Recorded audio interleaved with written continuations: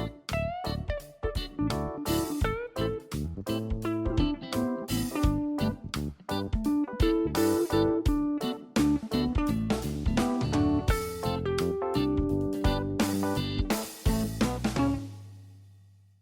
Friends, my kitchen my રેસિપીમાં આપનું સ્વાગત છે। આજે આપણે મંચુરિયન્સ પરાઠા બનાવતા શીખીશું। એક નવી જ રેસિપી શીખીશું। ના વણવાની ના લોટ બાંધવાની ઝંઝટ છતાં પણ ખૂબ જ આ પરાઠા ટેસ્ટી લાગશે। મંચુરિયન્સના સ્વાદને પણ ભૂલાવી દે તેવા આપણે ગુજરાતી ટેસ્ટ સાથે મંચુરિયન્સ પરાઠા બનાવીશું। બધી ટ્રીક અને ટિપ્સ સાથે આજે આપણે આ પરાઠા બનાવતા શીખીશું। એક નવી જ રીતથી આજે આપણે આ પરાઠા બનાવીશું। રેસિપી સારી લાગે તો લાઈક અને શેર જરૂરથી કરજો, અને જો તમે મારી ચેનલ ઉપર નવા હોય તો મારી ચેનલને સબસ્ક્રાઈબ કરી બાજુનું બેલ બટન દબાવવાનું ભૂલશો નહીં, જેથી કરીને તમને મારા નવા વિડીયોનું નોટિફિકેશન મળતું રહે। મંચુરિયન્સ પરાઠા બનાવવા માટે આપણે પહેલાં કોબી લેશું।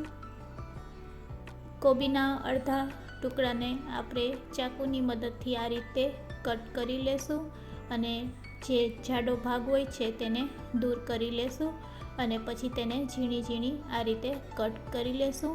આ રીતે મીડિયમ સાઇઝના ટુકડા કરીને પછી તેને આપણે ચોપરની મદદથી ચોપ કરી લેશું, અથવા તો આપણે મિક્સર જારના ગ્રાઇન્ડરમાં પણ તેને ક્રશ કરી શકીએ છીએ।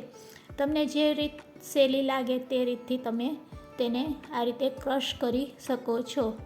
બંને રીતથી આ પરાઠા બનીને રેડી થઈ શકે છે। તો આ રીતે ચોપરમાં, અને જો તમારે મિક્સર જારનો ઉપયોગ કરવો હોય તો આ રીતે કોબીના ટુકડાને મિક્સર જારમાં એડ કરી અને તેને પણ આપણે ક્રશ કરી લેશું। આ રીતે મિક્સર જારમાં પણ આપણે કોબીને ક્રશ કરી શકીએ છીએ। તો તમે જોઈ શકો છો। તો આજે આપણે મિક્સરના જારમાં ક્રશ કરેલી કોબીમાંથી આ મંચુરિયન્સ પરાઠા બનાવીશું। તો હવે તેને આપણે એક મોટા બોલમાં લઈ લેશું, અને બચેલા કોબીના પાનને પણ તે જ રીતે ક્રશ કરી લેશું। તો અહીંયા આપણી બધી કોબી ક્રશ થઈને રેડી છે। હવે તેમાં આપણે બધા મસાલા એડ કરશું। સૌપ્રથમ આપણે 1 નંગ સમારેલું લીલું મરચું એડ કરશું, ચોપ કરેલું। સાથે સાથે ચોપ કરેલ 1 નંગ મીડિયમ સાઇઝની ડુંગળી એડ કરશું, અને સાથે સાથે સમારેલી કોથમીર પણ એડ કરી દેશું। હવે તેમાં આપણે લસણની પેસ્ટ એડ કરશું અડધી ચમચી, અને થોડોક આદુનો ટુકડો લઈ તેને આપણે આ રીતે ખમરીની મદદથી ખમરીને એડ કરીશું। સાથે સાથે આપણે લીલી ડુંગળીના પાન કટ કરીને એડ કરશું। હવે આપણે તેમાં મસાલા એડ કરશું। તો અડધી ચમચી હળદર પાવડર, અડધી ચમચી જેટલું લાલ મરચું પાવડર, તેમજ સ્વાદ અનુસાર મીઠું એડ કરશું અડધી ચમચી। હવે તેમાં આપણે આમચૂર પાવડર 1 ચમચી જેટલો એડ કરશું, તેનાથી ખૂબ જ સરસ ટેસ્ટ આવે છે। સાથે સાથે 1 ચમચી જેટલું આપણે આખું જીરું એડ કરીશું। તો અહીંયા આપણે બધા મસાલા એડ કરી દીધા છે। હવે આપણે તેને સારી રીતે મિક્સ કરી લેશું। કોબી સાથે મસાલા મિક્સ કર્યા પછી હવે આપણે 2 ચમચી કોર્નફ્લોર અને 2 ચમચી જેટલો ચણાનો લોટ એડ કરીશું। બંને લોટ એડ કર્યા પછી તેને આપણે મિક્સ કરી લેશું। અહીંયા આપણે પાણીનો ઉપયોગ બિલકુલ કરશું નહીં। કોબીમાં જે પાણી હોય છે તેનાથી જ આ મિશ્રણને આપણે રેડી કરવાના છે। અને આ રીતે જો તમે મિશ્રણને મિક્સ કર્યા પછી તમને વધારે ઢીલું કે લાગતું હોય તો ફરીથી આપણે તેમાં 1 ચમચી કોર્નફ્લોર અને 1 ચમચી ચણાનો લોટ એડ કરીને આપણે મિશ્રણને સારું એવું રેડી કરી લેશું।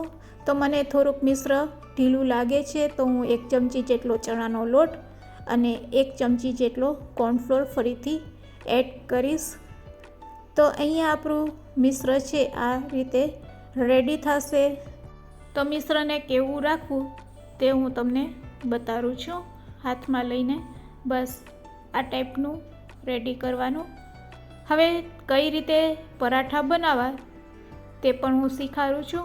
તો આ રીતે તમારે કોટનનો રૂમાલ લઈ તેને પાણીવાળો કરી તેના ઉપર રેડી કરેલું મિશ્રણને આ રીતે પાથરી દેવાનું. તમારે હાથમાં જરૂર લાગે તો પાણીવાળા હાથ કરીને તેને થેપી લેવાનું. તો આ રીતે ખૂબ જ સહેલાઈથી આપણા પરાઠા બનીને રેડી થશે. અને બીજી બે રીત પણ હું તમને બતાવીશ. તો તમને જે રીત સહેલી લાગે તે રીતથી તમે આ પરાઠા બનાવી શકો છો. બસ આ રીતે પરાઠાનો શેપ આપી પછી આપણે તેને હાથમાં લઈ લેશું. આ રીતે જરૂર લાગે ત્યાં પાણીનો ઉપયોગ કરી લેવાનો અને આ રીતે તેને રૂમાલ ઉપર થેપી લેશું અને પછી આ રીતે હાથમાં લઈ લેવાનો. આ બાજુ આપણે ગેસની ફ્લેમ ચાલુ કરી આપણી નોનસ્ટિક તવાને પણ ગરમ કરી લીધેલ છે.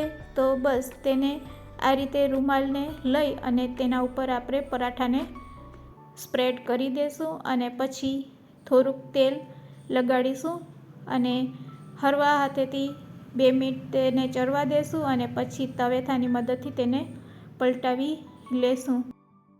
આ રીતે નવી રીતે આપણે પરાઠા બનાવી શકીએ છીએ. બંને બાજુ સારી રીતે પાકી જાય એટલે તેને આપણે એક પ્લેટમાં લઈ લેશું.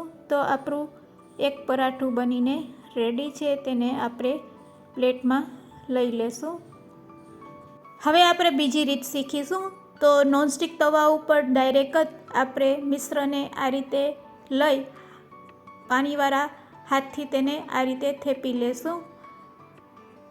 તો આ રીત પણ ખૂબ જ સહેલી છે, એકદમ ઝડપથી તે પણ બનીને રેડી થાય છે. બસ આ રીતે હાથેથી થેપી લેવાનું અને પછી તેના ઉપર આપણે તેલ લગાડી દેશું.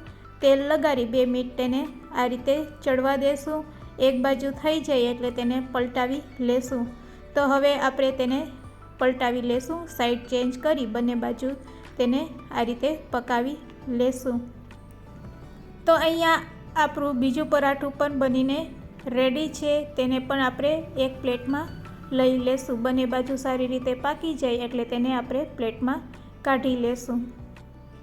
હવે ત્રીજી રીતે આપણે પરાઠું બનાવતા શીખીશું. તો તેના માટે જો તમારી પાસે ઘરે બટર પેપર હોય તો તેના ઉપર પણ આ રીતે તમે મિશ્રણને લઈ પાણીવાળો હાથ કરીને આ રીતે તેને થેપી લેવાનું. અહીંયા તમે બટર પેપરની જગ્યાએ કોઈ મોટા પાનનો પણ ઉપયોગ કરી શકો છો. તો આ રીતે તેને પણ થેપીને આપણે નોનસ્ટિક તવા ઉપર આ રીતે લઈ લેશું અને હવે તેને પણ આપણે તેલ લગાડી 2 મિનિટ માટે ચડવા દેશું. સારી રીતે એક બાજુ ચડી જાય એટલે તેને આપણે પલટાવી લેશું તવેથાની મદદથી. તો તમે જોઈ શકો છો સરસ પરાઠું આપણું એક બાજુ થઈ ગયું છે. તો તેને આપણે હવે પલટાવી લેશું. આ રીતે પલટાવીને બંને બાજુ આપણે તેને સારી રીતે શેકી લેશું. બંને બાજુ શેકાઈ જાય એટલે તેને પણ પ્લેટમાં કાઢી લેશું. તો રેડી છે આપણા ગરમા ગરમ મંચુરિયન પરાઠા, નવી જ 3 રીતથી બનાવેલા. તમને જે રીત સારી લાગી હોય તે રીતે તમે આ પરાઠા બનાવી શકો છો. આજની આ રેસીપી તમને કેવી લાગી તે પણ મને કમેન્ટ્સમાં જરૂરથી કહેજો. તેને આપણે શીઝવાન ચટણી અને ટમેટો કેચઅપથી સર્વ કરીશું. તો રેડી છે નવા જ મંચુરિયન પરાઠા સર્વ કરવા માટે.